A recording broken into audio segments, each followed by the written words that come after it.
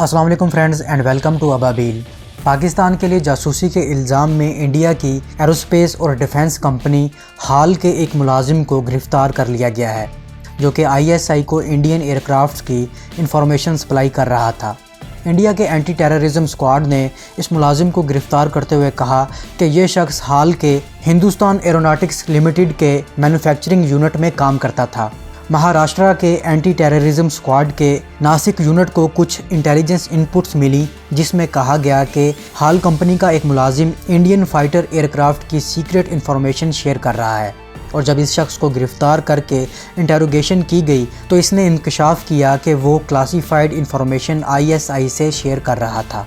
इस मुलाजिम ने यह भी इंकशाफ किया कि वो एयरबेस और मैन्युफैक्चरिंग यूनिट के अंदर के ममनू एरियाज़ की इंफॉर्मेशन भी ISI के साथ शेयर कर रहा था।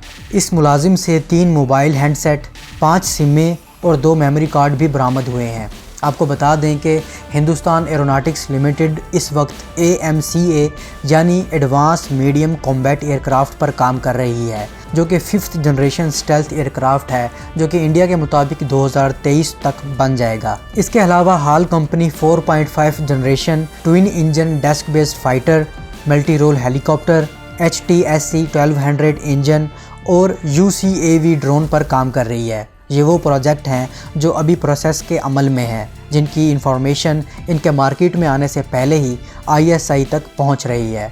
इसके अलावा तेजा, रुद्रा लाइट हेलीकॉप्टर ये भी हाल कंपनी के प्रोजेक्ट हैं। हाल का नासिक डिवीज़न ख़ास तौर पर K-13 मिसाइल, MiG-21, MiG-27 और Su-30 फाइटर जेट की मैन्युफैक्चरिंग में इन्वॉल्व है। इससे आप अंदाज़ा लगा सकते हैं कि कितनी इन्फॉर्मेशन हासिल कर ली गई होगी, जबकि ये मुलाजिम भी मैन्युफैक्चरिंग यूनिट से ताल्लुक़ रखता था। अब सवाल ये पैदा होता है कि अगर ये मुलाजिम वाकई ISI के लिए जासूसी कर रहा था और पकड़ा गया है, तो क्या ISI का ये मिशन फेल हो गया है, या ISI का कोई बड़ा नुकसान हो गया है, या फिर इसके पकड़े जाने से ISI का कोई बंदा पकड़ा जाएगा?